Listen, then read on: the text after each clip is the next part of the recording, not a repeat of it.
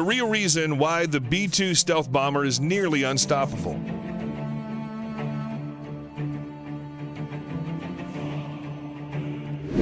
The B-2 Spirit is one of 3 strategic heavy bombers in the U.S. Air Force service. Originally conceived to infiltrate the Soviet air defense network and attack targets with nuclear weapons, over the decades its mission has grown to include conventional precision attack. The B-2 is the most advanced bomber in U.S. service and the only one of 3 types that still carries nuclear gravity bombs. Nearly 80% of the aircraft is made from woven composites that incorporate glass, carbon, and graphite fibers, while the remaining is made of aluminum and titanium. The Spirit also has a radar-absorbent coating whose sole purpose is to further reduce the radar signature. Former Air Force Chief of Staff Larry Welch has stated that the B-2 has a radar cross-section in the insect category. Air Force pilots of the 1980s era stealthy B-2 Spirit bomber plan to arm the B-2 with new weapons and upgrade the aircraft to fly the aircraft on attack missions against enemy air defenses well into the 2050s, service officials said. In coming years, the B-2 Spirit stealth bomber will be armed with the next-generation digital nuclear weapons, such as the B-61 Mod 12 with a tail kit and a long-range standoff weapon, or LRSO, an air-launched guided nuclear cruise missile, service officials said. The B-61 Mod 12 is an ongoing modernization program which seeks to integrate the B-61 Mods 3, 4, 7, and 10 into a single variant with a guided tail kit. The B-61 Mod 12 is being engineered to rely on an inertial measurement unit for navigation.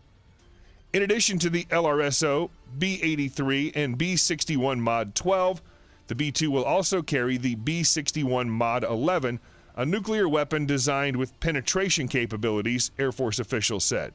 The LRSO will replace the Air-Launched Cruise Missile, or ALCM, which right now is only carried by the B-52 bomber, officials said.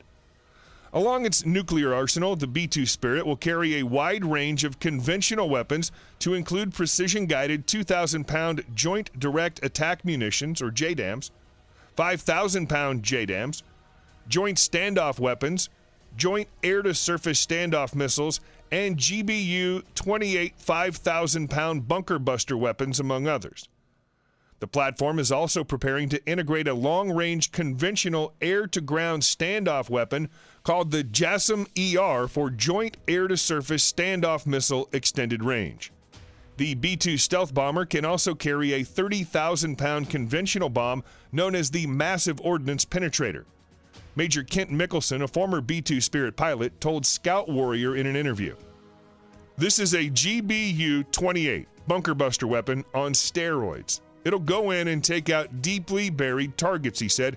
"It's a dream to fly. It's so smooth," Mickelson added. In a special interview designed to offer a rare look into the technologies and elements of the B-2, Mickelson explained that the platform has held up and remained very effective, given that it was designed and built during the 1980s. Alongside his current role, Mickelson is also a B-2 pilot with experience flying missions and planning stealth bomber attacks, such as the bombing missions over Libya in 2011. It is a testament to the engineering team that here we are in 2016, and the B-2 is still able to do its job just as well today as it did in the 80s. While we look forward to modernization, nobody should come away with the thought that the B-2 isn't ready to deal with the threats that are out there today, he said. It is really an awesome bombing platform and just a marvel of technology.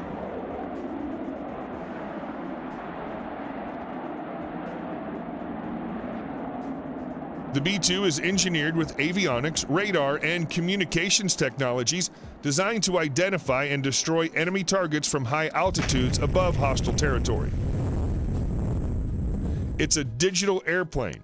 We are presented with what is commonly referred to as a glass cockpit, Mickelson said. The glass cockpit includes various digital displays, including one showing synthetic aperture radar, SAR information, which paints a rendering or picture of the ground below. SAR provides the pilots with a realistic display of the ground that they are able to use for targeting, Mickelson said. The B-2 has a 2-man crew with only 2 ejection seats. Also, the crew is trained to deal with the rigors of a 40-hour mission. The B-2 represents a huge leap in technology from our legacy platforms, such as the B-52 and the B-1 bomber. This involved taking the best of what's available and giving it to the aircrew, Mickelson said. The Air Force currently operates 20 B-2 bombers, with the majority of them based at Whiteman Air Force Base in Missouri. The B-2 can reach altitudes of 50,000 feet and carry 40,000 pounds of payload, including both conventional and nuclear weapons. The aircraft, which entered service in the 1980s, has flown missions over Iraq, Libya, and Afghanistan. In fact, given its ability to fly as many as 6,000 nautical miles without a need to refuel, the B-2 flew from Missouri all the way to an island off the coast of India called Diego Garcia before launching bombing missions over Afghanistan. Taking off from Whiteman and landing at Diego Garcia was one of the longest combat sorties the B-2 has ever taken. The bomber was very successful in Afghanistan and very successful in the early parts of the wars in Iraq and Libya, Mickelson added. The B-2 crew uses what's called a long-duration kit, which includes items such as a cot for sleeping and other essentials deemed necessary for a long flight, Mickelson explained. B-2 mission. As a stealth bomber engineered during the height of the Cold War, the B-2 was designed to elude Soviet air defenses and strike enemy targets without an enemy ever knowing the aircraft was even there. This stealthy technology ability is referred to by industry experts as being able to evade air defenses using both high-frequency engagement radar, which can target planes, and lower-frequency surveillance radar, which can let enemies know an aircraft is in the vicinity.